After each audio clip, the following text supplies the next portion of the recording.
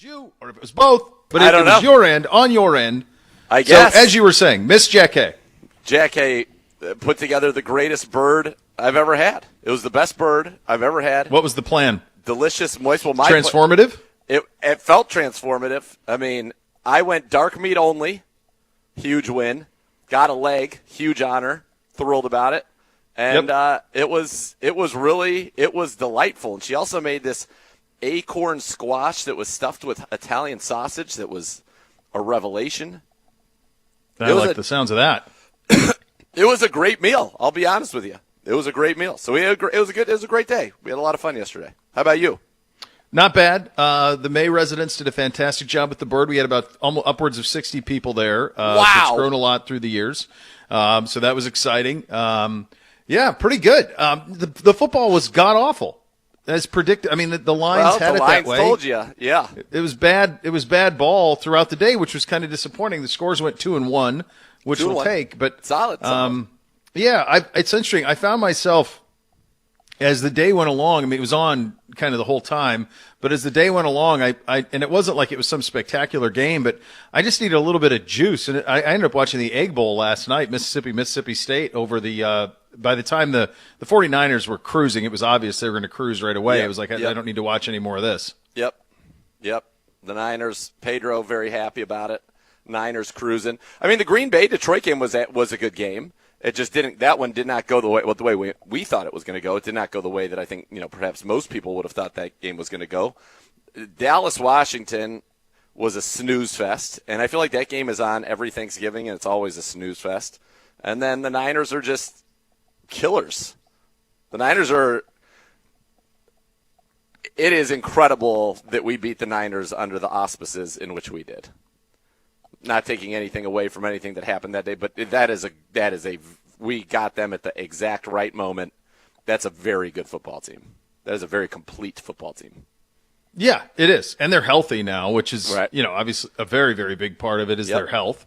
And that's what leads to it, certainly. So, it was just, there wasn't, and the Packers game, I guess it started even sooner than I remembered, than I realized, because by the time we got over to destination, it was kind of like done, and then it was like, well, can Detroit muster anything to make this thing interesting? And they didn't really. I mean, it was never really in doubt.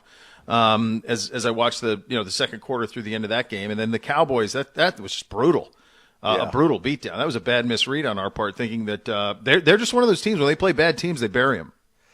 Well, Washington had every opportunity to do it. They just, I mean, I know it ended up at 35, but it looked like it was setting up for exactly what we thought. Unfortunately, they just kind of kept the hammer down, and then you get a pick six late, and that's it. Good night, Irene. Yeah, that wraps it up. They fired their defensive coordinator, Jack Del Rio, this morning, so that'll fix it. By the way, you traded away your best two defense. You traded away your top two defensive ends. How good do you expect this defense to be? How do you think it's going to be? Right. Like Chase Young, Sweat, traded, gone, see you later. How good do you think this defense is going to be? I think it's odd that they fired him instead of the coach. Riverboat Ron.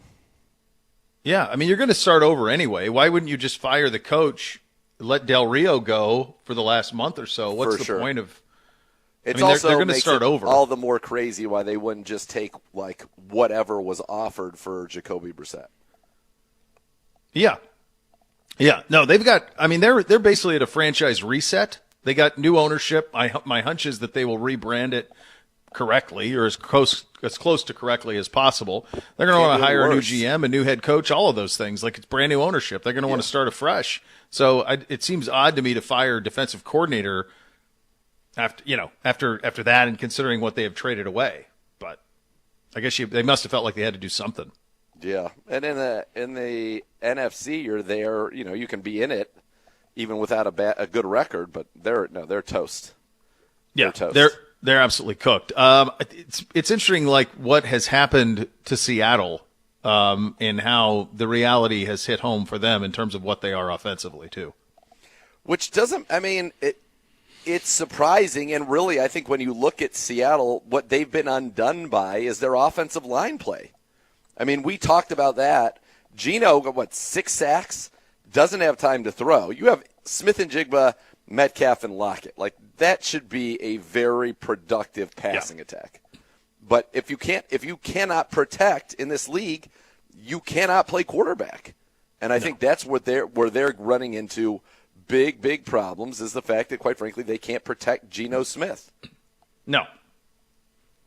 You remember when the plays he made against us? How many of the plays that he made against us were just dropping back and throwing? It was spinning out of Zadarius Smith's hand and throwing the ball to the back left corner for a touchdown, or you know what I mean? He was constantly under duress against us too.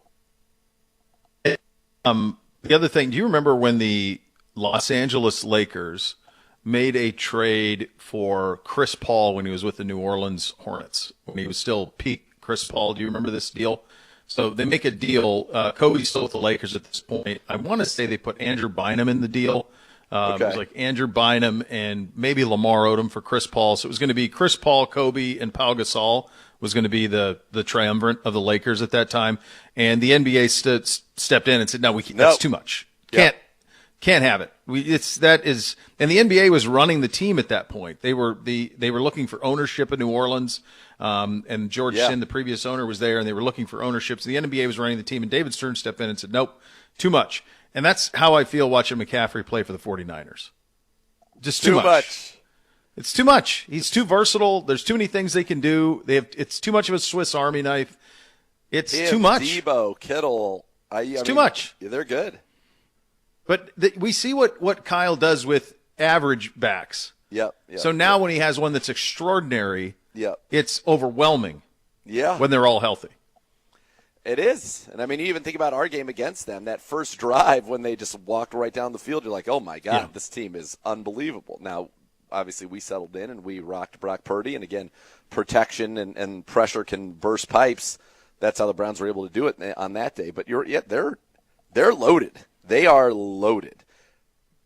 There isn't any other team in the league that you would put them against right now where I would say, I think the Niners would be the underdogs in that scenario. I think they're the most complete team in the league. Adding Chase Young to them and line. Philly. I wonder if they play Philly neutral, what that number would be. It'd be close because they love Philly a lot. Yeah, they love Philly. That would be interesting. McCaffrey is averaging just under 5 yards a carry. He's upwards of 1,300 total yards and 16 touchdowns already. Yeah. Since he's been with the Niners, he's averaged more than 100 total yards and more than one touchdown per game. Yeah. They've only lost, I think, 3 or 4 games with him. Total. 3 of them are this year. Yeah. I don't know that they didn't lose in the regular season. They didn't lose last year. So they've lost 3 regular season games. Well, it was because he played in the Eagles in the semifinal, in the final, the NFC Championship game. The NFC Championship game, right? But he was having to play quarterback. Oh, at one point, yeah. Remember?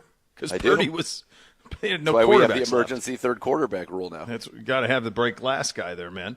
All right, so this is an odd week, right? Because you're preparing for the week, and then you have the holiday, and then. You do, it's back now. All of a sudden, you guys are traveling to Denver tomorrow to play a game. What can you tell us? What do we know about the injury report heading into the game out at Mile High on Sunday afternoon? Yeah, that's one of the things that this week kind of throws off. The NFL is so routine, right? And this week throws off that routine. And for the Cleveland Browns going into it, and Gibbe, I don't know if do you have the exact – I haven't seen – I know who's practiced today and all of that. I can tell you Juan Thornhill and Delpit practiced again. Zadarius practiced. Anthony Walker practiced. Oba Okoronkwo wasn't on the portion of the field open to media. He was limited the last 2 days. Denzel did not practice again, so my guess is that he would be out, which is wild where that injury came from. But we have not put out, to my knowledge, the definitive injury report yet. You haven't seen anything either? No. So my guess is Thornhill and Delpit will be good. Unfortunately, it feels like Denzel Ward is not going to be good. And so when you've lost Rodney McLeod, that means your ability to play the big nickel is hurt to kind of cover up for what's going on. This is a running football team now. They dink and dunk it with Russ, but they like to come out and run the ball with Javonte Williams. So it's going to be interesting to see how the Browns match that. Does Mike Ford come in and play some in the slot like we saw against Baltimore as that game went on? They actually kept Greg outside, put Mike Ford Jr. in the slot. Do they keep Mike Ford outside, Greg Newsome in the slot? Does A.J. Green play? Ronnie Hickman, is he the third safety in these dime situations? Does Duron Harmon get elevated? And I'm sure they've gotten him up to speed. He's a veteran that they can count on. So there's a lot of questions now on the back end of our defense if you don't have Denzel Ward and you don't have one of your top three safeties. Is it a shoulder for Denzel? That's what it says, shoulder. Yeah. Now, remember he missed a couple of plays in the game? And Mike Ford came in, and I remember noting that on the broadcast. Some of those hits. But then he came back in like I think he only missed 3 snaps. So I don't know what happened from that to unable to practice and play this week. Yeah, I mean I'm hopeful that it's not anywhere in the vicinity of the same thing, but the same kind of thing happened with Deshaun, where the injury happens and then you play through it in the moment and then you get it looked at. We just haven't had another part because we were in the building yesterday, so we don't have the access to any sort of feel of what's happening or if it's what has happened there. When will Coach speak again before, or is he done for the week? I guess we're still waiting on Coach to come to the podium. Like, they were still practicing at 1 o'clock, so I don't know what's going on here today. Well, it's lawless, Gibby, is what it is. That pretty much defines my day in a nutshell.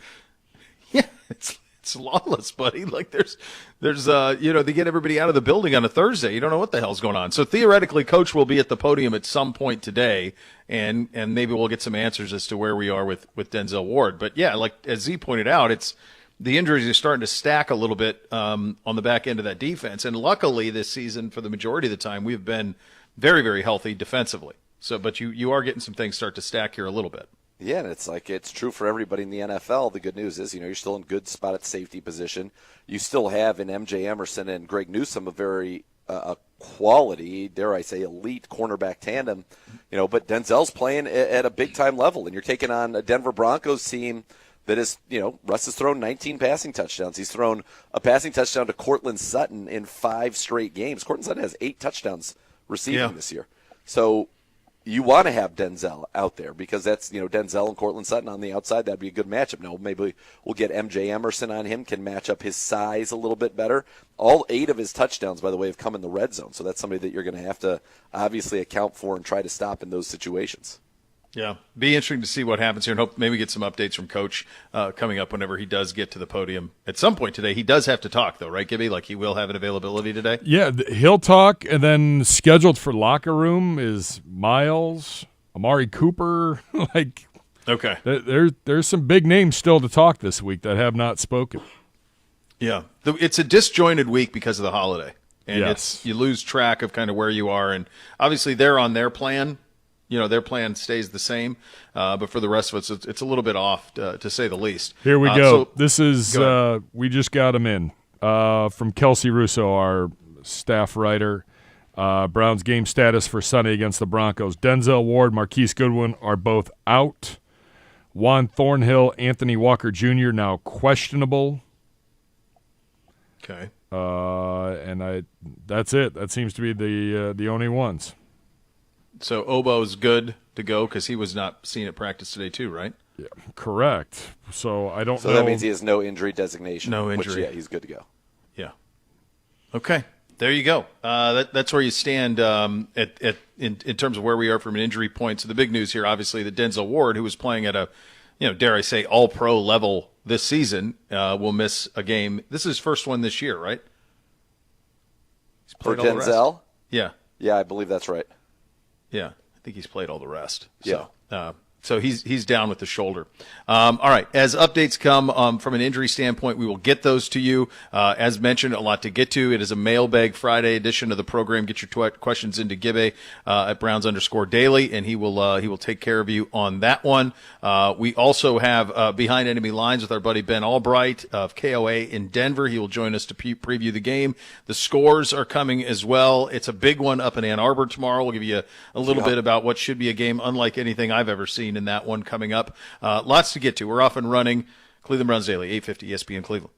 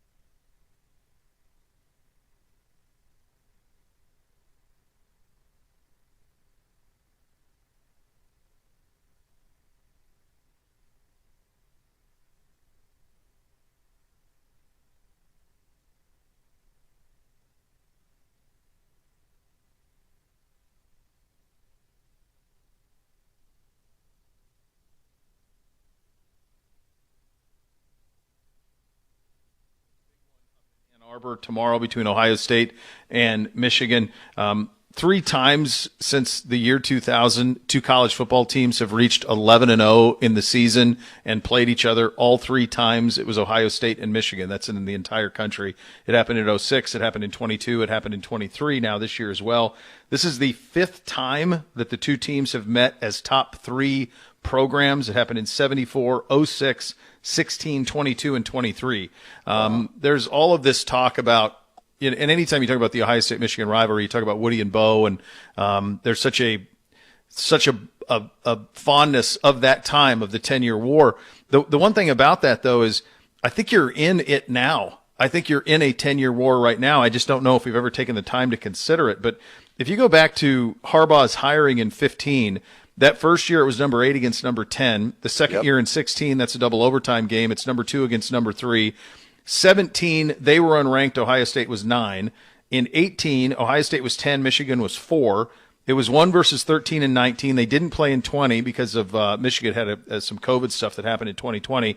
Then 21, it's number 2 against number 5. It's number 2 against number 3 in 22, and it's number 2 against number 3 this year. So they have put together a stretch where the winner of this one wins the Big Ten more oftentimes than not, and makes the college football playoff more oftentimes than not. It's everything that if you have parents or grandparents who talk to you about Woody and Bo, it's everything that one was at that time. It's happening now, and I don't know if people are aware of it.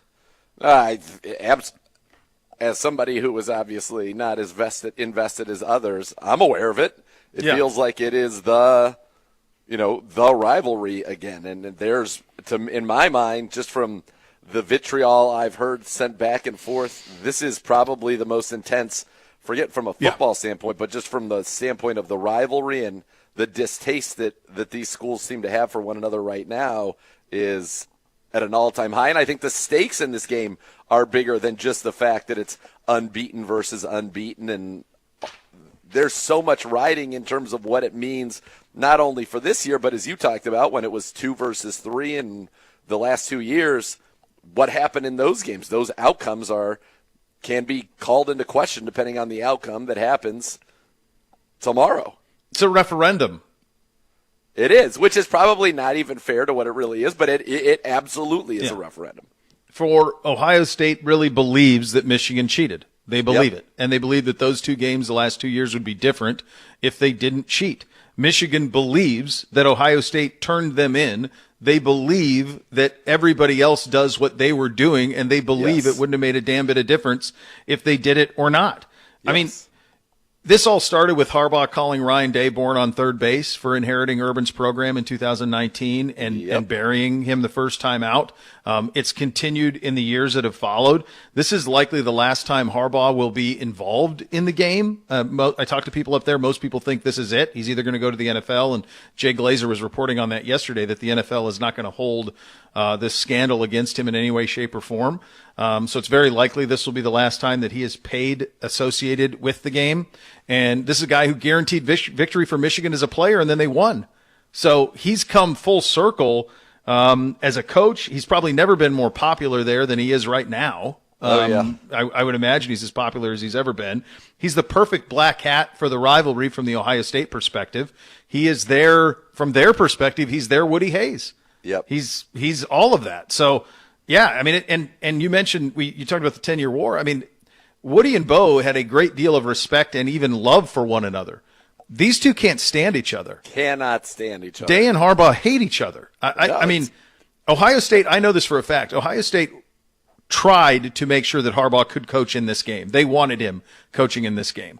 And it was rebuffed by the Big Ten. But I know the that Big Ten needed to let him coach in this game. That was Ohio State's feeling as well, because they don't want to have any excuses on this thing. So I think without him, it's a big loss. I mean, you're talking about a guy now who's coaching, who's the offensive coordinator and offensive line coach. Like, there's going to come a time in this game tomorrow where you're going to want a steady hand of a head coach. But, yeah, it's for the Big Ten. It's for the college football playoff, pride, bragging rights, all of it. I can't believe that they came to the conclusion that this game would be better off without him being a part of it. Oh, jeez. That's the theater. And remember, guys, up there at that stadium, those two teams come out of the same tunnel. That's right. So that is a mess. To me, Going to be a scene. We're doing a television show here, right? Are we not? That's This right. is a That's TV right. show. This Yeah. TV show is better with him there. No question. No question. Our radio show will be better with Benjamin Albright. He joins us coming up next. Cleveland Browns Daily, 850 ESPN Cleveland.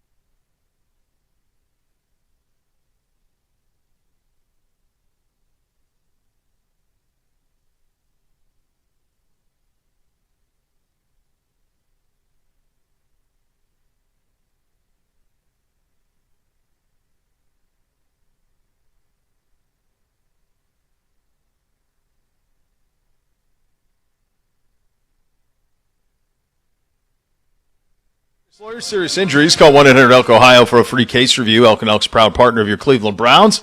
Now let's head behind enemy lines. Great friend of the program, Broncos host on KOA in Denver. Benjamin Albright joins the program on the Twisted Tea Hotline, brought to you by Twisted Tea Hard Iced Tea. Benjamin, thank you so much for the time, buddy. Greatly appreciate you as always. Hope you had a great Thanksgiving. How did, from our vantage point, 30,000 feet, there was a time in this season for the Broncos where it looked like, honestly, it felt like they were almost trying to go backwards to go forwards. It's kind of the way that it felt. And then they flipped it. They're having success now. What changed? How did Sean Payton right the ship?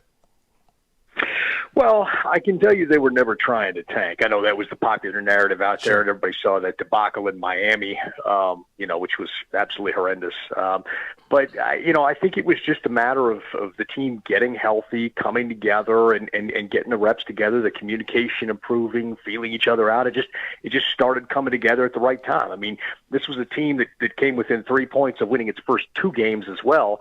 Against the Raiders and Commanders, both games. I'm sure they very much regret losing right now. But I think they were a better team than people thought. They just had some key injuries and some things they had to figure out. Vance Joseph coming in and running a defense that's antithetical to what he's run his entire career, I think was a bit different. He had the safeties lining up at the wrong depth, and so you had run fits that were bad early on and all that kind of stuff. And I think they've got that sorted out. I think you're starting to see it come together. Ben, part of the reason they've been on this 4-game winning streak, takeaways. 13 in the last 4 games, I think 12 in the last 3 games. How have they been so good at taking the football away? And do you feel the way that they're currently winning is sustainable, or has it been the benefit of all these takeaways? Well, statistically, it's improbable that would continue, so let's put it that way. That said, I mean, here in Denver, we've seen statistical improbability before when you look at the 2015 run and all the takeaways they had there, all the way to the Super Bowl. So now they started that season on a hot streak, and it sort of fell off, and then they got hot again in the playoffs.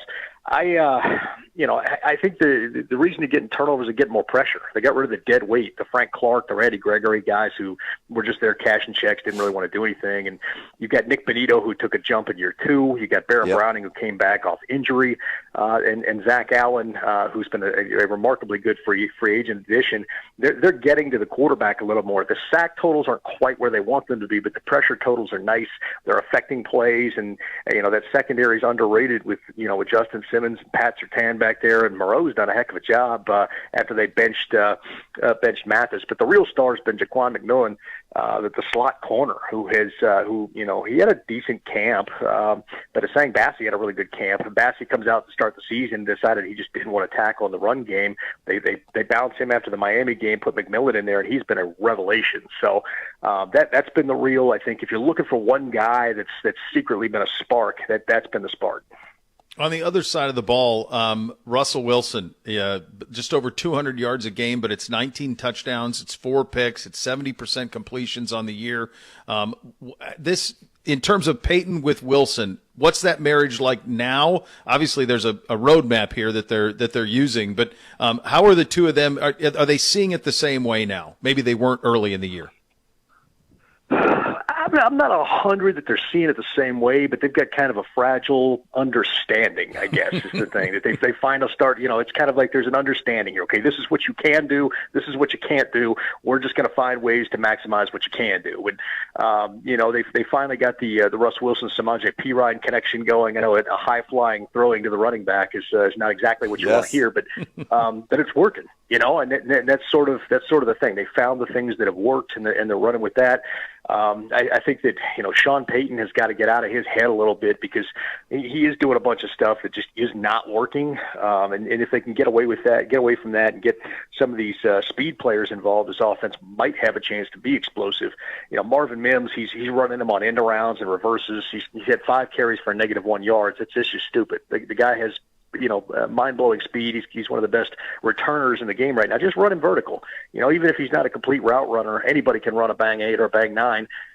Then just put him out there and let him run vertical and see if Russ can get him the ball. So there are some things they need to clean up still, but I think there's, like I said, a fragile understanding where it's starting to kind of come together. Okay, these are the things they can do. These are the things they can't. Let's go from there. So you mentioned this offense, and you look at the efficiency. Russ is operating at a very high level, 19 touchdowns, 4 picks, 12 touchdowns, 1 pick at home. Is it because of, last week, for example, I know they had more completions to the running backs than they did to the wide receivers and tight ends. Is it because of that style, very safe passing? Are they pushing the ball down the field? What's the calling card of this offense right now?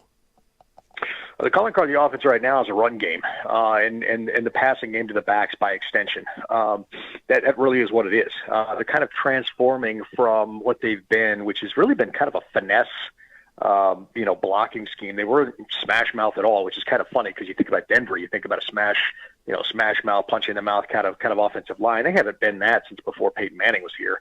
So they're kind of transitioning back to that, and I think that's a part of it. They're developing an identity with that, and they play. It's conservative football, and then Russ has some magic moments. We've seen a couple of those throws to Cortland Sutton, who's having a monster of a year all of a sudden. So there's a little bit of magic in there, as far as that kind of stuff goes. But I think right now they're just trying to find firm footing and re-believe in themselves after the disaster year that was Nathaniel Hackett last year. And again, part of that's Cortland coming alive and Russ having a few of those magic moments. They need more production out of the tight end, and Russ has got to quit throwing over the middle because he's had some near interceptions where receivers have had to play defense. But if they can keep this up, if they can just play competent and stay out of third and long, which has been awful. Sean Payton keeps dialing up 7-step drops on third down and gets Russ sacked. Then they have a shot. Yeah, the crazy thing is that in the AFC now they have a shot too at 5-5. Ben, I mean, you think about the catastrophic injuries, whether it's Burrow or Rodgers early in the season. We lost Watson a couple of weeks ago. Already don't have Chubb. We've seen a team like the Chargers who are going the other way. They're smack dab in the middle. What is the ceiling that this group can accomplish now? What would be considered a successful season now for the Broncos? Well, I think, everybody, the goal at the beginning of the year, I think, was playoffs. I don't think that anybody, if they didn't make the Super Bowl, nobody was hanging that on Sean Payton. But, the goal was kind of make the playoffs, and I think that's where they believe they can go. The back half of the schedule is very, very manageable. And if you look at the last, 4 opponents they've played, I mean, they're pretty decent opponents that they beat. You beat Buffalo in Buffalo. You finally got off the schneid against Kansas City. I mean, hoverboards weren't even invented the last time they beat the Chiefs. So, it's. I think there's a growing sense of confidence that this team can do anything because they're playing with house money right now. Everybody wrote them off. What do you make of this matchup with the Browns, our defense, the way that we have been playing? Browns have won 5 of 6. Broncos have won 4 in a row. These are two teams that are coming into this, used to winning of late. How do you see this matchup? What are the pressure points in your mind?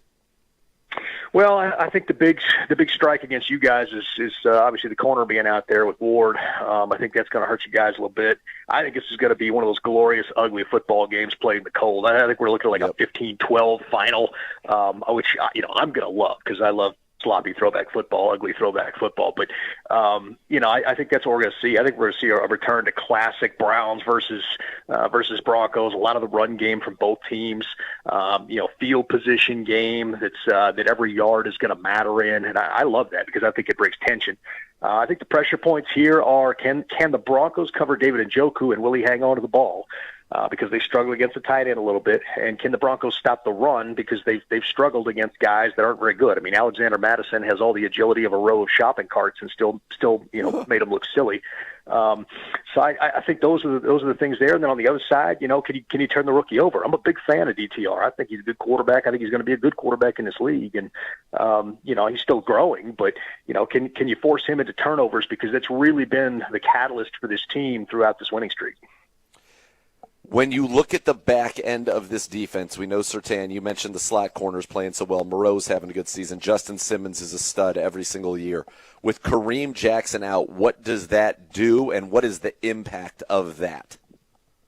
Well, that's the key here because P.J. Locke got a little limited work in yesterday. You got two big injuries in this game. It's D.J. Jones up front and P.J. Locke on the back end.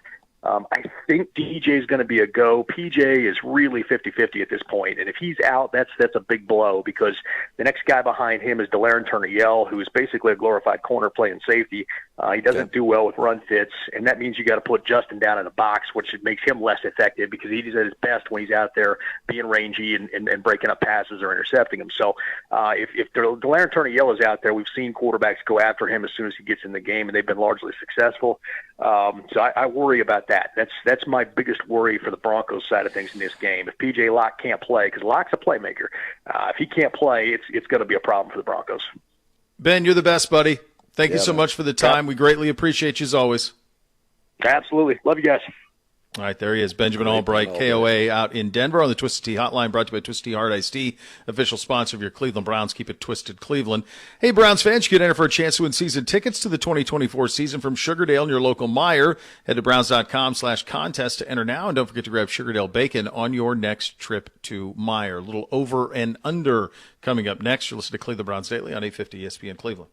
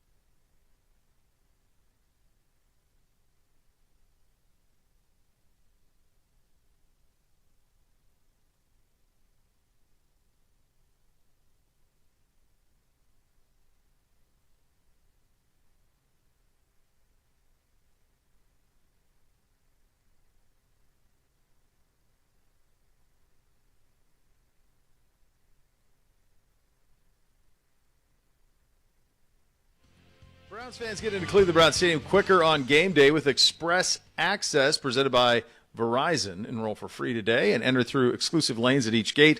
Go to the Tickets tab in the Browns mobile app to learn more on that. Time for a little segment we like to call Over or Under. And as we take a look at last week's standings, gentlemen, Dr. Z with an impressive 4-1 week to improve your record to 29-16. Gibbe, 2-3.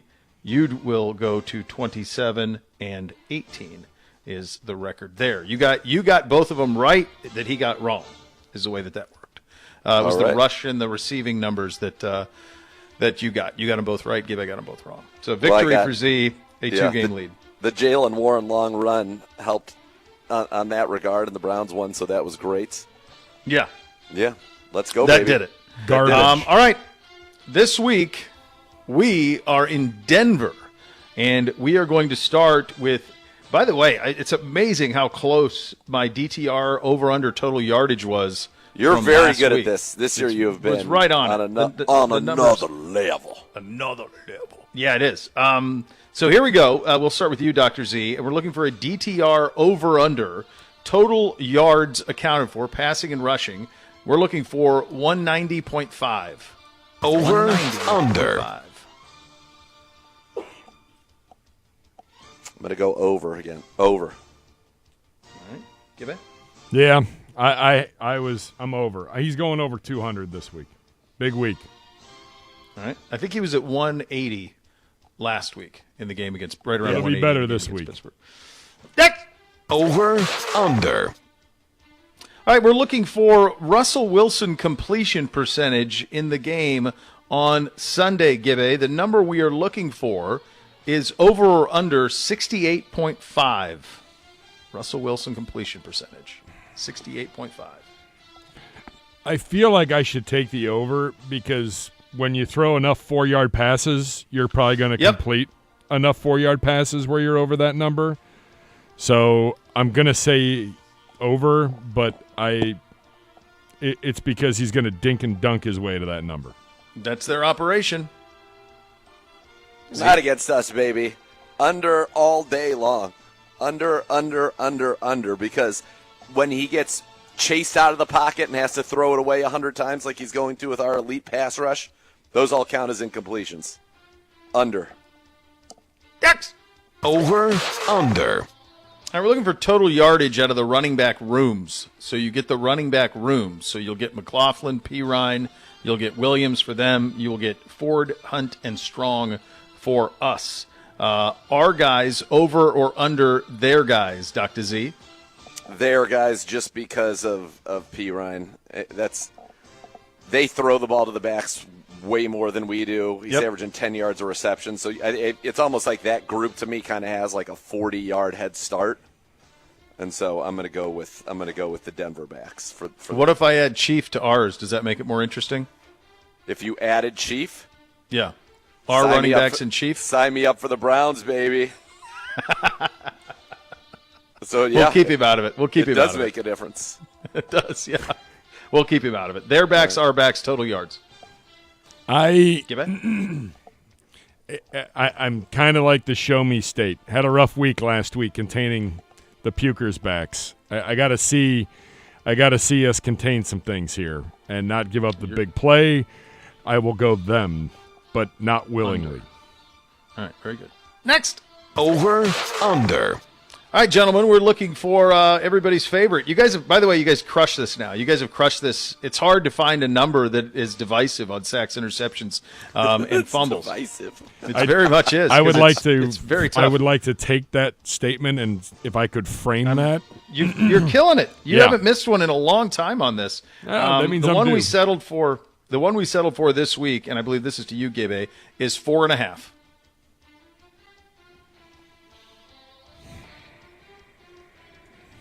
Us. Now, Russ will over. take a sack. Let's go. Over? Turnovers, fumbles. Let's go. 4.5. Yep. He gets sacked about 3 times a game on average. We're one better than average, so it's going to take one takeaway, which I believe we're capable of to get us to 5. Over. Over. All right. Very good. Next. Over, under.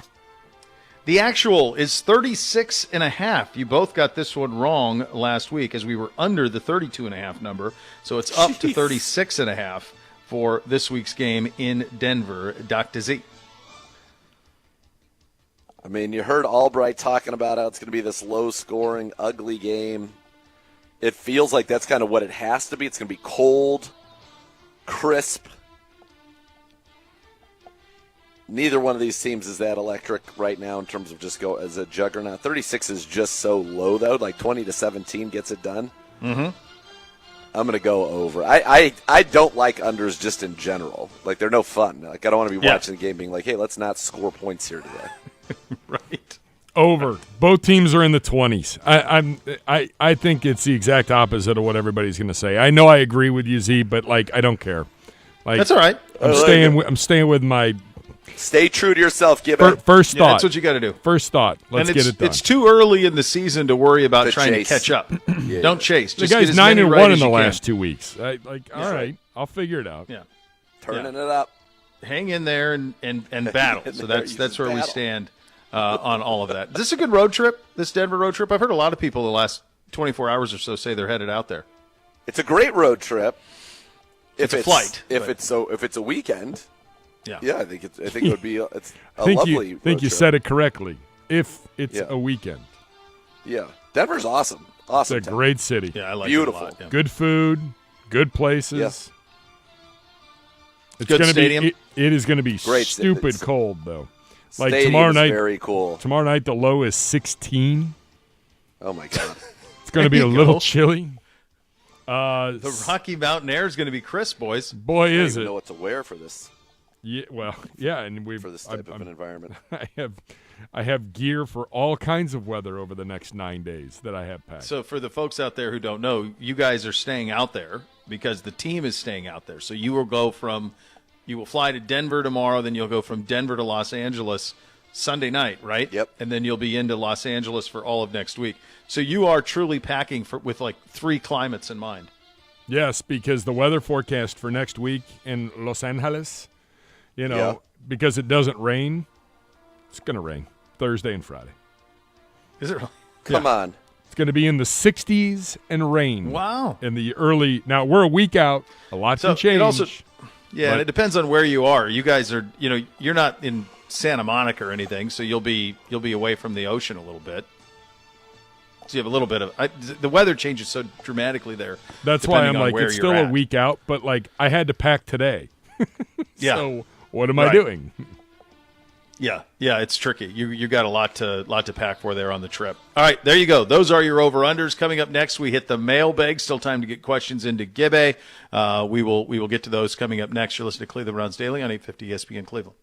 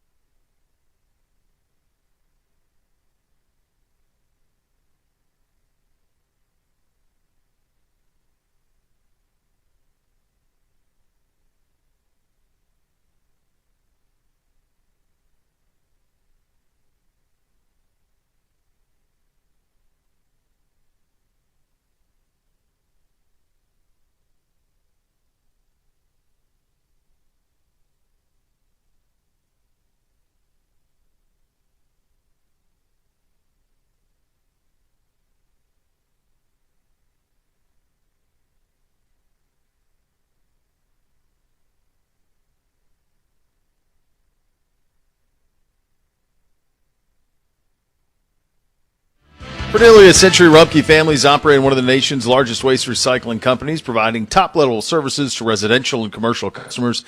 That's Rumpke's Waste and Recycling. Check them out, rumpke.com, and you can learn more. Time for a Mailbag Friday edition of the program, presented by the Cross Country Mortgage Company, the official mortgage partner of your Cleveland Browns when it comes to financing. They're always going to get you home. Visit ccm.com today. They are an equal housing opportunity, NMLS 3029. Hello, Gibby. Gentlemen, welcome. You can tweet your questions to @Browns_daily. Like the people behind enemy lines, the Pittsburgh Browns backers did. What song would make you run through a wall if you had to play a game today? I go back to my my youth. It was Welcome to the Jungle is what we ran out to in football. I mean, that was the one. When that goes, it goes. There's that tone, that type of music just hits different on the run out. There's just some juice to it. It's tough to beat. I would say right now, the three that popped into my mind, Paint It Black would get me fired up. Killing in the Name of by Rage. Great song. Would get me fired up. And then I used to always love Beautiful People by Marilyn Manson. That would always get me juiced up before my flag football days in Georgia. The two football days. So great. That was my pump up song, baby. Come on, state champion. Laugh all you want. The two that I've seen in person that have the biggest, holy hell, would have been 2001 Orange Bowl, because they used to do Welcome to the Jungle at the old Orange Bowl with the fog machines. And then that team was ridiculous. So, it was Sean Taylor and all those cats. And, that one, that's an unbelievable run out that I've seen live and in person. And the other one, which I think because I didn't see it coming at all, and it just happened, was at the Super Bowl where the Niners played the Ravens and the 49ers came out to California Love. Yeah, that's pretty good. You just didn't know it was coming, and all of a sudden that needle drop, and you went, oh, come on. I still can't believe Jim Harbaugh lost. Yeah, I can't believe Jim Harbaugh lost that game. You got California Love to come out to. How you beating that? Well, we lost that game. There was the kick return by Jacoby Jones. And then Harbaugh cost himself when he called the timeout before 2nd and goal, I think it was. And if the play had run, it was a touchdown. But he got it in at the last second, and he probably wishes he didn't. Yeah. He has a very different coaching resume if he did. Yeah, maybe my dad would root for the Browns because that would have been recent enough to satisfy him on the 49ers front. Cleology did ask any update on Obo Okoronkwo. He said he wasn't out there it sounded like he actually did practice, and I believe carrying no injury designation. Very good news then. Very good. So there's that.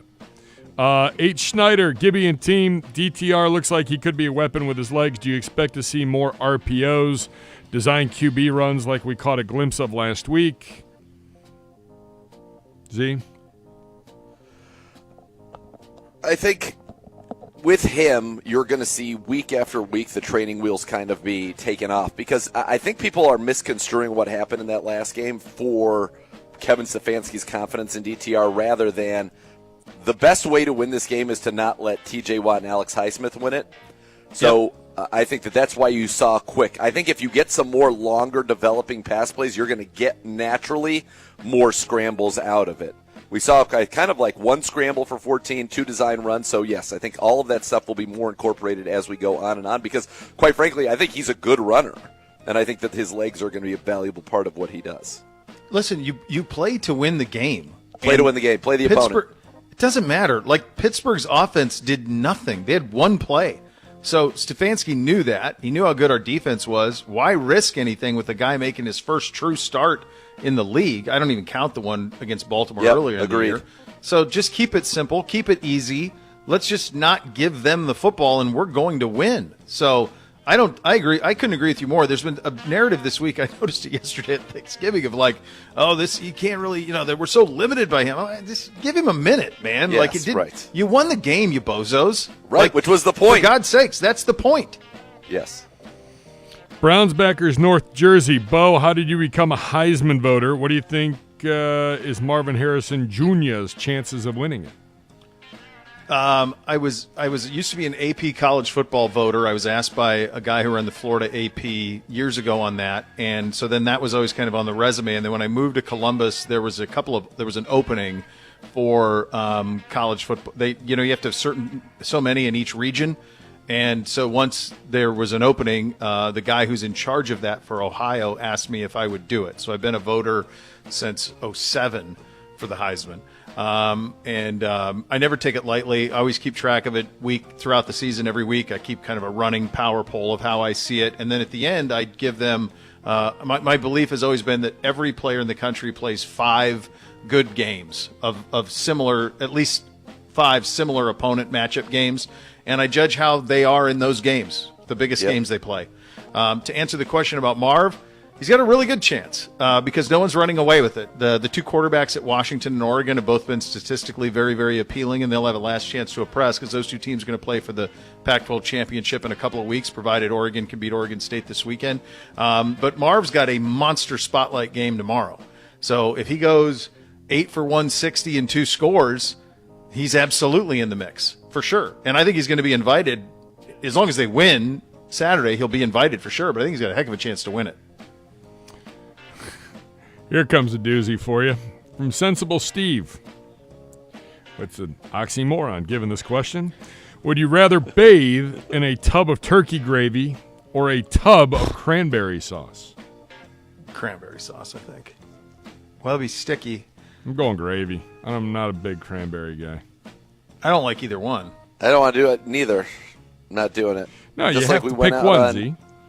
If I had to pick one, it'd probably be cranberry, because hopefully it's like more like the Jell-O one, and I'm just kind of like sitting on it, and I can get right out.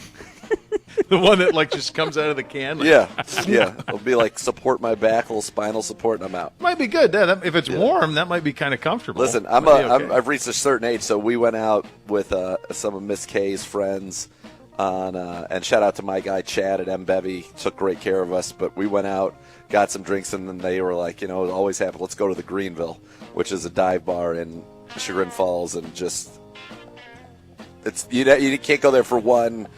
Nobody's ever happy after they've gone, but it's a great time while you're there. But then the next day, you're like, why did we do that? Yeah. So we pull up. There was a line of like 150 Utes. I just looked there. I'm like, I'm not. Not for me. Not waiting in any line. Not happening. Nope. Kept on going. That was it. You're a man. You're 40. Yeah. You don't wait in lines anymore. Not waiting in line. Not a chance. Unfortunately, everybody else felt the same, so it wasn't like people like being like, come on. Yeah. It was like, no, this is untenable. And it was at a capacity where it was a 1 in, 1 out. Like you could have been in line for 2 hours. God. 1 in, 1 out? Yeah. They got to put a tent up or something at that joint that day. Missed out a little bit of cash. Was this on the first Friday? On the first Friday. For the first Friday, my recommendation for them would be to do some sort of an outside pavilion or tent. Something. Get a permit. Just find a way to get some That people little buddies in Olmsted money. Falls does that. They do it as well That's as what you gotta anybody. do. They had like a circus tent set up in the back. Yeah. It was That's what you do. Stupid. On how the many first people Friday, were you there. have to be prepared. $100 a person for 200 people in line. That's 20 large. That's just evaporating. Chilling outside, yeah. Yeah. Get them in. Yeah, nope. That was, I think it might have been one of the earliest that I've called it a night on the Ultimate First Friday. It was like Did you hit up the VIP? 9:45, and I looked around. No, I never made it to the VIP. Oh, man. It was like 9:45. I'm at FLB's. I'm sitting next to my brother-in-law at a table. It is wall to wall to wall people. I'm There are thinking more it's like people 11 out than o'clock I've at ever night. seen 'cause- before. Yeah, we got there at like 7, so I'm thinking it's like, it's late. It's 11 or 12. It's like 9:45, and I'm like, I can't even get to the bar. Like, this is not going to ain't work. Yep, I'm not. I am definitely the older person in this bar now, and no good. For sure. And I would go so far as to say there wasn't an establishment that I was in on the first Friday that Fire Marshal Bill wouldn't have come in and said, no, we are not operating at a safe capacity at the current moment. There might have been some law enforcement showing up as we walked out, and I'm like, they might be here to shut this down. Like, this Yeah, to is clear- It's always right. a moment. Yeah, This you can is sense there when is that's a coming. lot of things going on. We looked here. around at one point, and I was just like, you think in the back of your head, we obviously live in a little bit of a crazy world, but just in general, like, what if something happened right now where we needed to, like, Get out. exit this place quickly? Yeah, I don't think there was a solution. I think, that's why Fire Marshal Bill was on his way. yeah, that's why he was on his way. Yeah, that's how that happened. Let's get into a little Bobby time. Hey, buddy. Hey, Bobby! Why is a wrestling ring called a square circle? See? It's a great question because in the past, in the middle of not pro wrestling rings, but I think I don't think I've amateur ever heard of wrestling, that. there was a circle that was made in it where you would have to do all the starting and whatever, but it's a squared with a circle in the middle. So there are two. It's a squared circle, duh. I got you. Would it be acceptable to say that the opposite of progress is Congress because the opposite of pro is con? I think Bobby enjoyed his first Friday. I think Bobby's having that time. I of think his Bobby's life having right a now. true Friday. Yeah, he might be living the Friday. I mean, this is pretty good out of him. Sounds like fun. Why is it that lemon juice has an artificial flavor while dishwashing liquid has real lemons? First of all, if you should just use lemons to make lemon juice, Bobby. Just Yeah. use lemons. Just use actual lemons. Guess what? Cut them in half, throw them in a juicer, lemon Yeah, juice. it's all set. Get one of those juice press things. Yeah, I You love do that thing. Easy. I love that thing. Yeah, I always have that thing around. Or use. I mean, the same thing with limes. Like I love anytime putting see, a lime in there. Yeah. And then it comes out and it's all like flat, like a lime disc. I love it. Perfect. It's great. Yeah, I run that thing. I got a stainless steel one that I run all the time, man. Oh, yeah. Man, you don't ever get fake. You don't ever need to use a juice that isn't from a fruit, man. That's right. Come on, Bobby. I think Bobby is in the bag already at 2:13 in the Probably. afternoon. I think Could be. he is. Good for him. He's out there living. He's watching envious. football. Good I mean, for him. it's if you punch yourself in the face and it hurts, are you weak or strong? Yes. I'm not punching That's a myself Bootsy in the move. face. Yes. That'd be a Bootsy move. That'd be his ask. Yeah. This is from Matt. If the Browns get to the Super Bowl in February, is there any chance Deshaun Watson might be recovered enough to play? No. No. No. Not that. Did you guys see, by the way, did you see Aaron Rodgers walk in like Neo from the Matrix into the game today with the trench coat and the all black? Walking with a brisk pace. No. Oh, I saw it. Yeah. How strange. Yeah. Very strange. December 28th. So be good, for goodness sake. Whoa, somebody's coming. It's happening. It's happening, baby. No It way. is. That's why they're going to lose again today. No way. If they're going to be out, there'd be no point. Yeah, it's wild to think that you'd ever even try it, right? Never know. Lock yourself in a dark room for a long period of time. Who knows? I just don't see any reason why you would try to set the record for coming back from that when there was no benefit to doing so.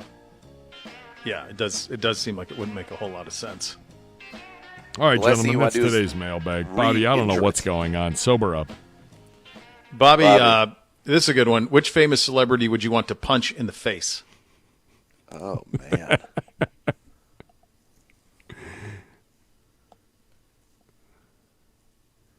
Wow. A lot of punchables. Yeah, there's a lot of violence. I Come would on tell now. you that It's a I don't know what holiday. this says about me, but the first person I thought of was my dad. Like I would like to smoke him once. It'd be fun. I'd like to do that. I feel like you get one chance. Better make it good. Yeah. Don't Better miss. make it count. Don't Yeah, miss. don't miss. Come at the Yeah. king. You best not miss. That's a funny I one. mean, one direct shot to Pedro would be fun. Pedro. One No, shot look, for all the yolk. got a Can't punch your got a little- dad. Maybe his, no, I'm not punching my dad. No, I got no problem with it. I thought of a guy that hangs on the sidelines just because I think it'd be fun on a pregame show. Does That some would other- I feel like that'd just be a fun one. Just walk. That'd up be a and be fun like- one. I bet we'd get cheered on by a certain former All-Pro safety.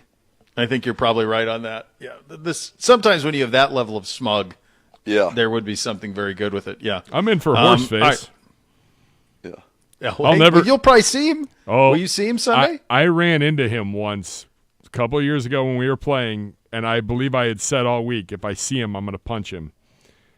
And I saw him in the hallway, and I was like, Did not punch him. And Gerard was right next to me and had heard the show earlier in the week and was like, it is not worth it, Gibbs.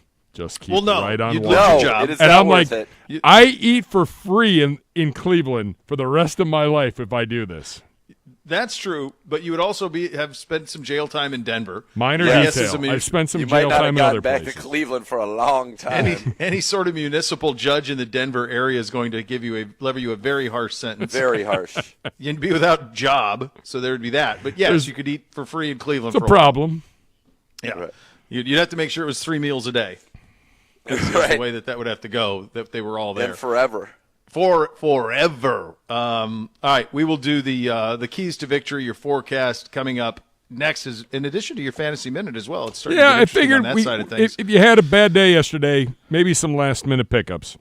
And There it's could be also some, sponsored, yeah. so let's do that. And who's in and who's out. All right, so we'll well, do that. I'll do that, and then hopefully we'll look forward to some podium sound, and then the scores. It'd be great. Well, we're almost there now. I guess we are. I'm a podium We're there now. Yeah. We're almost home. Yeah. Who's been talking this week, Gibby? Where are all our right. talkers? Cleveland Browns Daily, brought to you by Bally Bet, sports betting partner. Cleveland Browns now live in Ohio on 850 ESPN Cleveland.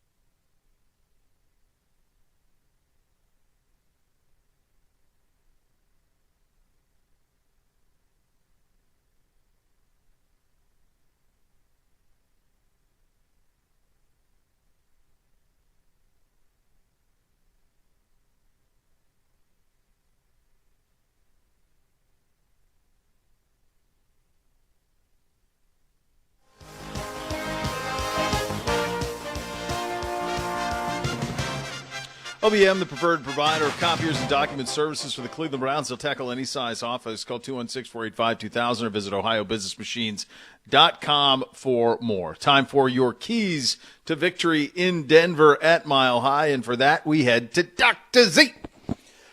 Well, listen, when they have taken the football away like they have, which is 12 times the last 3 games, 13 times over their 4-game winning streak, you've got to take care of the football. It's very simple. They're very similar to the Steelers, although I think they're a little bit more capable on offense because Russ is better than Kenny Pickett. But they're similar. They're winning because of takeaways, and they're winning close games.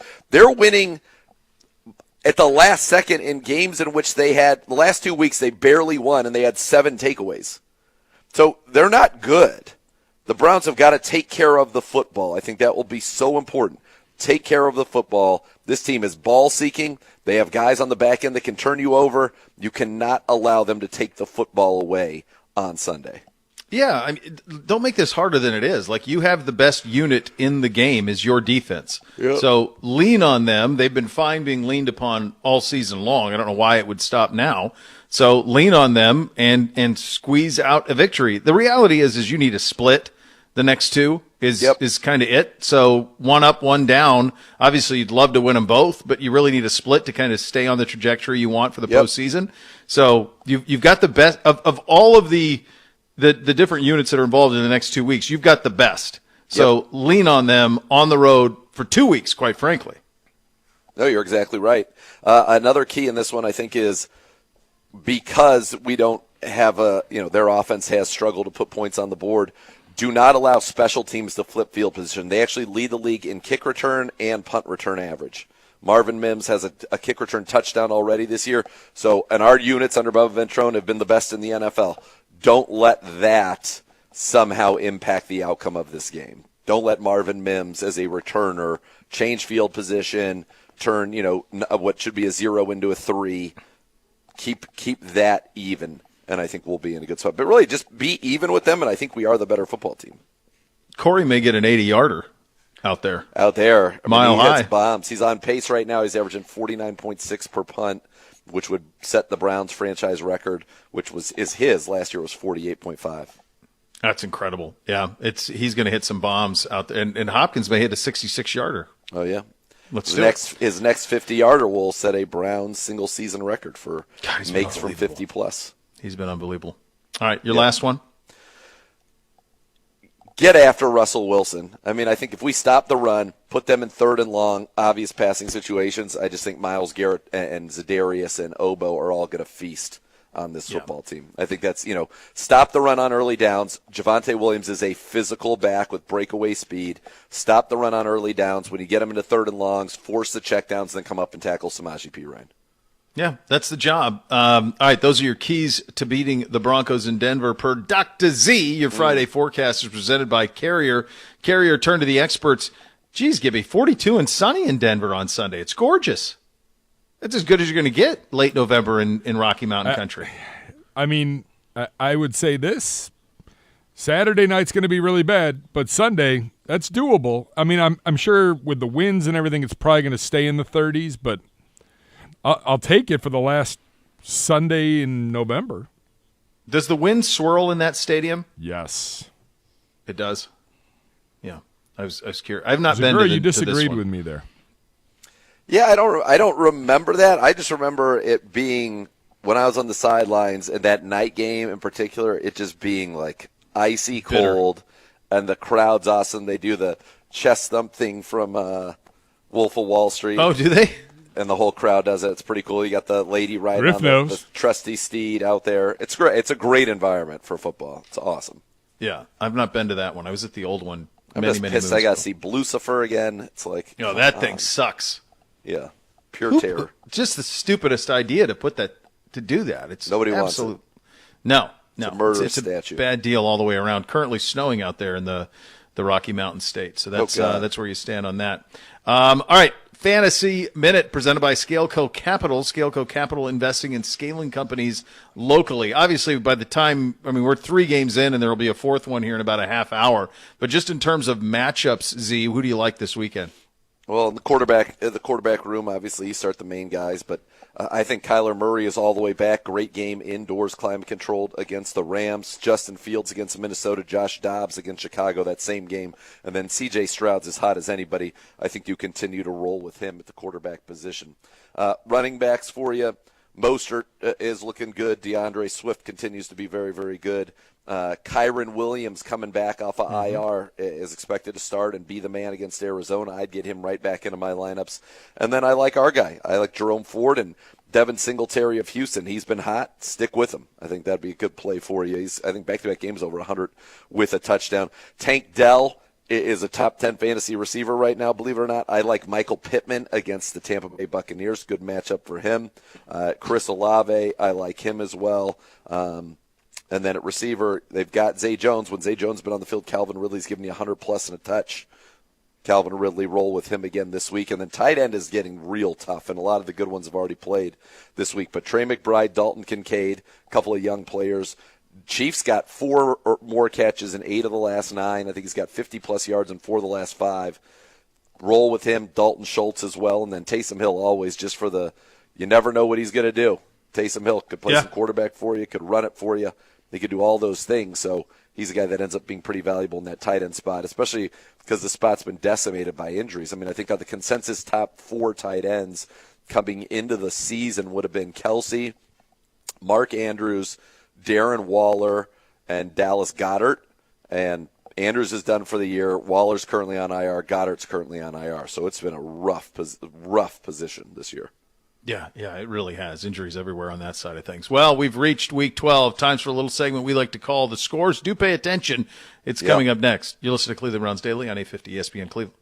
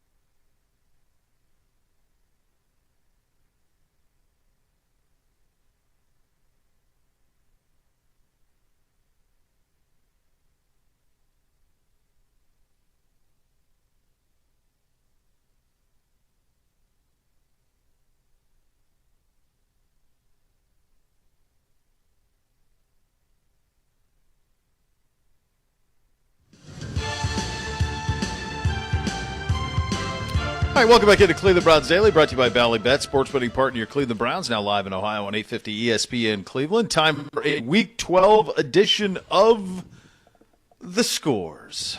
Hello, Gibby. Hi again, boys. Gentlemen. What was the best thing you ate yesterday? Banana cream pie. Oh, man. Wow. All right. I did not have that. Jack Hay made her mom's recipe for these like fudge-topped brownies, and they were really good.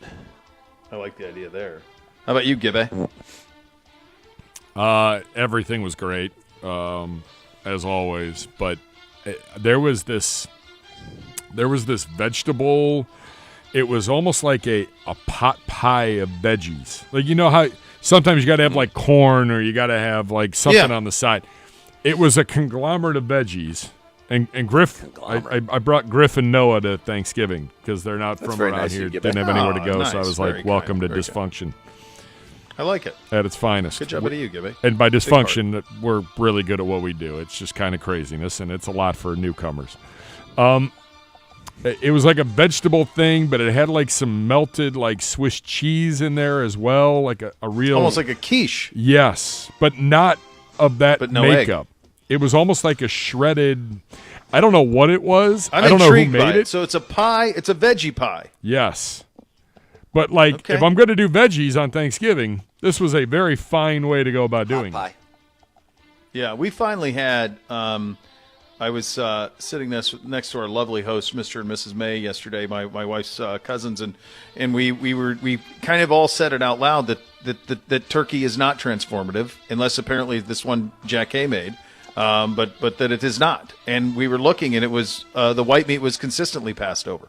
Yes, on it. it's So no good. yeah. So we're going to try next year. We talked about it. We're going to try next year breasts, legs, and tails. And so we're going to do sous vide a couple of turkey breasts, Now you're talking. finish them in the oven so you crisp the skin up, and it's supposed to be very juicy and great. We're going to try to smoke some turkey legs, Yep. and then we're going to have lobster tails. I like that. I like that. I did lobster tails on the first Friday for the family, so that was They're delightful. that was delightful. Yeah, Bootsy trying to choke it down, like a lot of gag reflex out of him. Yeah. Trying to Lot choke of down drama. the lobster. Not So a fan. he's been so good that he is not even the snap Nothing. punishment is not. No, it's it's, unbelievable. I've known about it for 2 weeks. I have it loaded and ready. Like I'm just daring him Yeah. to misbehave, and it's Willing almost him. like you knows. have given him a heads up that this is in the chamber. No. Because it's outrageous that he hasn't crossed the line because it was a daily occurrence. Yeah. He knows. He knows. He can feel it. We're He's connected. got some sixth sense. The force. Yeah. I think we already talked about your record last week on the scores, so I guess we just have to get right into this, don't we? We did. We're 2-1 yes. on the already a game And- up And I'm 2 up now on Gibbe. Is that right? on Over-unders? Over-unders? Yeah, yes, you're 2 up. because you made up ground last week and tied, and then went ahead this week. Yeah, okay. No, I got it updated. Okay. All right, well, let's get into it. 3 o'clock today, if anybody's around, cares to watch it on Amazon Prime, well, because they paid a lot of We're gonna money for it. forget. The Miami Dolphins visiting the New York Football Jets. Zagura, kick us off. I mean, I don't think we have. I mean, I've been burned by Miami a little bit thinking they're going to go to Slumtown, and they haven't. But Tim Boyle, I mean, Come on. it feels like this has to be Slumpville, USA. Finkel's the mayor. Miami, 100, Jets, 0. Yeah, same. It feels just. I mean, my God, even if they're not cooking offensively, it's 21-10, Yep. and you're in the clear. So Yep. yeah, give me Miami, huge at 28-10. All right, up next to the AFC North Division on Sunday. Stupid squealers continue to get all the breaks. No Joe Burrow Sunday for the Bengals. No T. Higgins. No Cam Oh, Taylor-Britt. Bengals playing host to the Squealers. Bishop. Yeah, and this will be the bounce back. We fired our coordinator. Now we're liberated, and then they'll get the reality like 2 weeks from now that it wasn't all Matt Canada's fault. I just don't know what Cincinnati's give a damn level is going to be. I have no clue. They're 4-19 my hunch- without Burrow. Yeah, pretty big deal. And then Think the other about guys that. you mentioned are significant as well. They've been banged up at defensive end. I like Pittsburgh winning this one 5-0. Zagura. Steelers 5, Bengals 4. Oh, no. Oh, yes. Same but different. That is disgusting. Grossness. Yep. Boy, I did meet a lot of people Wednesday night. They're quite pleased with you both in terms of the scores. You're welcome. I know been a it's good less year. than You're shocking. I know it's not shocking. It's been a good half decade. It's really, that's what it has been. It's it. 5 years. Yeah. Up next to the AFC South. This one promises to be a pretty darn good football game. Jacksonville visiting Houston. Jacksonville 4-0 away from Jacksonville/London. Texans are 4-1 at home. Battle for first in the AFC South. Zagura, kick us off. This is a tough one. This would be one that I would if I was out there in the world of the scores, I'd probably just stay away and watch what I would expect to be a pretty fun game. I'd actually feel a little bit better about this one if the line was like Jags -4 for some reason. That would make me like them more. But I still think they're Jekyll and Hyde, climate controlled, though. I do think they're going to be able to deal. Their pass rush could be a problem for Houston and for C.J. Stroud. So I think the Jags get it done in a shootout, 35-30. I was curious if you're going to go 35-34 on that. Yeah, no, I'm with you. I think they're better away from home for whatever reason. I think the Dome will help. That team's kind of built for Dome. Yep. So I like Jacksonville in that one as well. I think this is, in the early window, this is the MVP for me. No doubt. No doubt. Yeah. 35-31 It's the best game Jacksonville. it's the best game until it's Buffalo Philly at 4. Is that 4:25? Yep. Yeah. There are 3 good games this weekend. Jacksonville, Houston, Buffalo, Philly, and then hopefully Baltimore and the Chargers. Yeah, I don't know where we'll be at that time. On a tarmac. Yeah, Staring at Lucifer. Very well could be the case. I mean, Who knows, man? We're going to be on a tarmac for OSU, Michigan. Why not be on a tarmac? At least you'll be in L.A. next week, though. That'll be nice. Little sun, little surf. Rain and 60. I hope so. Perfect. It's going to be great. Up next, the Indianapolis Colts don't look now winners of 2 in a row. They're 5-5 on the football season, playing host to the 4-6 Baker Mayfield Tampa Bay Buccaneers. Bishop. You know the like the old Bugs Bunny cartoon where the car is driving and all of a sudden all of the wheels fall off? Yeah. That's the Tampa Bay Bucks. The wheels are off. And I don't love Indy either. That you want to talk about Jekyll and Hyde. They're very Jekyll and Hyde. Yep. But I do believe in their run game. All they got to do is win by a field goal. I got them doing that 27-18. Let's go 24-18. 24-18. Same. I like Indianapolis coming off their bye week, if I'm not mistaken. Yeah, I believe you're right. So I think they should be looking good. Tampa Bay, again, it was kind of what we talked about at the beginning of the season. Baker was too good for them to be in position to draft a quarterback, which has been true, but they're not good enough for them to be a team of consequence. Win the division. Right. Yeah. Well, somebody's got to win the division. Somebody has to. It's got to be. Where does that division stand at this point? Are the Saints the best? Carolina's out of it. Sure. You've got Here, I'm pulling it up. New Orleans, I think, is 5-5. All right. New Orleans is 5-5. The Falcons are 4-6. The Bucks are 4-6. Yeah. So I mean, they're still right Lord. there. Definitely Saints are a the only great team shot at someone from the NFC South winning that division with a losing record. Well, the last time it happened, it was in the NFC South, or it was in the NFC West, right? It was Seattle, I believe so. It's 7-9. and then they hosted from the NFC Uno says South last the New year. Orleans Saints. Uno said last year. What was last year? Bucks won it at 8-9 a year ago. Uno's Yeah, putting he's his right. status on notice here. He's right. Oh! Uno, elevate yourself. Good job, Uno. Good job out of you. Yeah. Have you guys looked at the point differentials in the NFC? Crazy. I was looking through them, yes. There's a total of 7 teams with a positive point differential in the NFC. 3 of them are in the NFC North: Lions, Vikings, and Packers. So for perspective, in the West, the 49ers are plus 140. Seattle's second in the West. They're negative 20. Yep. The biggest discrepancy is in the East. The Cowboys are in second. They're a plus 162, which is the best in football. The third place team in the East is the Commies. They're minus 104. Wild. Wild. That is wild. Don't go dying on me. Nobody's Almost going. there. Don't worry. We're almost there, kids. Up next. The NFC is not good. By the way, I think the Packers might be just fine with Jordan Love. All right. I think they are too. He was How good. about this? Little spoiler for my pregame show on Sunday. Fact or fiction, 3 teams from the NFC North make the playoffs. What's Green Bay at right now? 5 and I could 6. see them making it. 5 and 6. So you have Philly and Dallas. I think they're going to be hot. They should have beaten the Steelers, too. Watching that game, that was a big loss for them and potentially in their playoff. Yeah, because there's nobody else is going to get there. Seattle's nothing. So no, I think it's possible that Green Bay and the Vikings both get in. I think it's totally in play. So you've got Because Cowboys, one Cowboys, wild Eagles. card's coming from the East. Yeah, it'll be between Seattle and the third place team in the North. Yeah, I think they could do that. Yeah.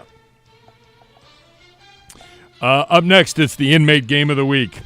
Hands down. How about this exchange today with Bill Belichick and the media? Bill, on Tuesday or Wednesday, Mac Jones said he was hopeful he'd be the starter against the Giants, and he felt like that was the plan. Is that the plan? I've told everybody to be ready to go. Hopefully that's what they're all doing. I'm not going to announce starters at every position or whatever. Everybody will be ready to go. Another question. Is it mostly Mac and Bailey taking the first-team reps in practice?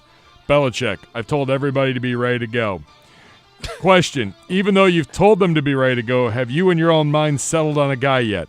Belichick, I've told everybody to be ready to go. Hey, Bill, you are awful as a football team. You are 2-8. It's not the national next thing he's security, gonna buddy do- boy. Next week, he's just going to walk in with the Super Bowl rings and just drop them on the table and say, "This is me." That's I what he's answer to resting nobody. on, no Well- doubt. Yeah, he's By resting. the way, on that. I'm not sure we did New Orleans and Atlanta.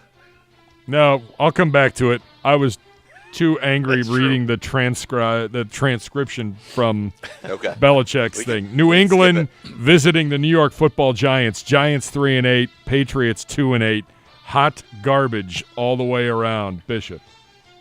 Yeah, it's one of those ones where I don't understand how New England's favored by 3.5 over anybody. Like, what have they Yeah. done to deliver a 3.5 number? And normally in those instances, I would say, well, then somebody's got to know something. That's got to be it. I just don't think they're any good. I think they stink. So give me Tommy DeVito and the Giants. Certainly could keep it close enough. New England 10, Giants 9. Mom's Same. lasagna. Same. Spaghetti. All right, now we go to the NFC South. The Falcons, gutless, 4-6 on the year. A little homestand against the New Orleans Saints. Saints are 5-5. Battle for first place in the garbage South. Zagura. I won't do it. Saints 2, Falcons 0. Same. Team Jameis. Let's go. Let's Is go, he buddy. starting? I hope so. Me too. I don't know who's starting for either one. Me neither. I'm trying to will Jameis into starting. Why not? Why not? Chris Olave'd be happy. Yes, Yeah. he would be. Speaking of garbage in the NFC South, the 1-9 Carolina Panthers up next, traveling to Nashtucky to take on the Tennessee Titans. Titans 3-7 on the football season. Bishop. Man, this is a brutal one, too. These are all stayaways and awful. Like, Yeah. I think these are. I all agree with awful you. Games. I'll just go. Vrabel got the vote of confidence. Not that he needed it. They're going to build everything around his identity anyway. I like Tennessee 10-6, but I hate this. Same. Can't they? I mean, they should be able to shut them down, right? That's like, I would think. Yeah. I would hope so. Hold on. My computer's dying. Well, Los Angeles. No, the I'm back. Rams travel to Paradise Valley to take on the Arizona Cardinals. Always a trap game simply Bo. because of the majestic scenery. Arizona hosting Los Angeles. It's something that Bishop, is this you? sure. It's something that this where they built that stadium so far away from. Agreed. It's a shame because you got desert forever, baby. You Come do, on. but it's not bad for ingress and egress because they just have it's like parking lots as far as the eye can see, restaurants. It's like you go there, that's the destination. It's done like a old stadium should be. Yeah, like in the middle of nowhere situation. Yeah, exactly. Look, Kyler, fast track. They've been frisky. I think they're more than frisky. I like Arizona winning at home in this one. It doesn't even really matter the score because that already does more than the scores. But I like them winning at 27-24. Same again. I think our only difference is Cincy-Pittsburgh so far this week. I think you might be right, which is sometimes it's Scary. great. Sometimes who knows? Yeah. 3 games, about a minute and a half left. Kansas City, the Chiefs headed to Las Vegas to take on the Raiders. Raiders had that winning streak snap. They're 5-6. Kansas City is 7-3. Tough Monday night loss for them. Not sure what's going on if their wide receivers can catch anything. Chiefs, Raiders, Bishop. I always like Mahomes in a dome. It's a lot. Full day. I mean, I wish it was more like 7 instead of 9. But I'm fine with it. I'll get Kansas City winning 24-14. The magic off a little bit for Antonio Pierce. Segura? I totally agree. That's what I put in there. It does feel like a lot. It feels like a little bit of a trap, but at the same time, I think there are a lot of people who probably look at this and say, well, Kansas City hasn't been that good. They haven't been boat racing anybody. And, you like the frisky home dog. I'm with you, though. I think the Chiefs by 40. Jeez. All right. 49-9. 49-9. Perfect. Let's go. Buffalo, 6-5 on the year, 1-3 away from Buffalo, traveling to 9-1 Philly, the number 1 team in the National Football League. Segura, America's Game of the Week, supposedly. Yeah, it's a great game. One. It's a great game. Are we sure it's a great game? It's Buffalo right now, and I don't know what to think. Should be a good game.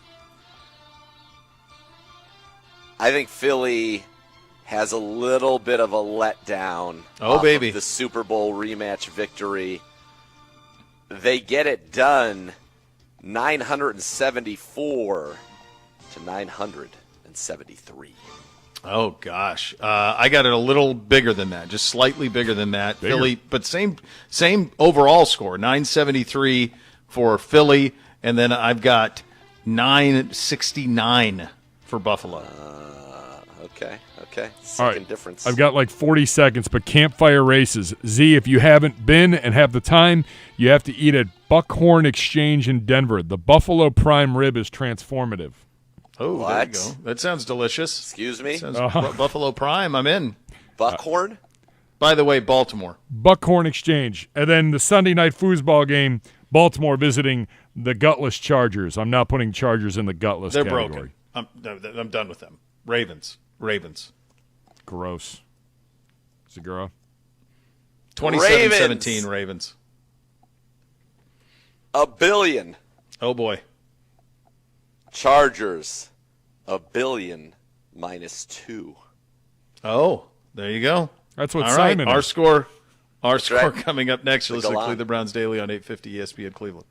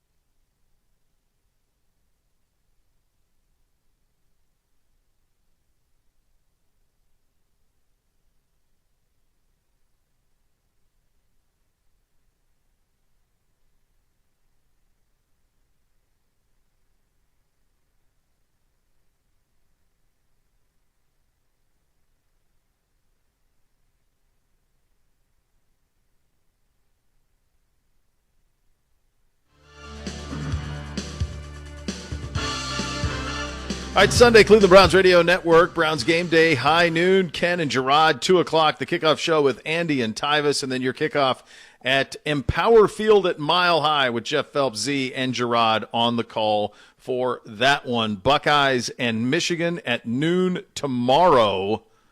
I think the Buckeyes they're 3.5 dogs. I think they get it done. I think they win 27-24. But I think it's a 4-quarter game that takes all of it to get it done. I want it to come down. I want it to be like a Browns game. Come down to the final 2 minutes, all the tension in the world, everybody freaking out over the implications of the outcome, and then having some kind of a crazy finish. How's S? How's what? How's S? Have you talked to him? S is – all I know right now is he is, like, bouncing off the walls. He can't wait. He hasn't slept, I don't think, this whole week. Good. I don't think he's right. And the kid is good? I think the kid's good. Kid's good. Nothing to worry about. Kid's going to be in the house. House money. Steady. He's going to be in the house. He'll be there. Yeah, very good. That's awesome. I think we beat the Denver. I think we beat them. I do, too. 8 I really do. 3 on Monday? go. Sign me up. You guys are probably doing it from Bel Air Country Club, knowing the two of you. Who gets hurt? Probably Nobody the gets 5th hurt. floor of the hotel in my room. You guys' 8th we'll resort talk of to you the on year. Monday. It's going to be amazing.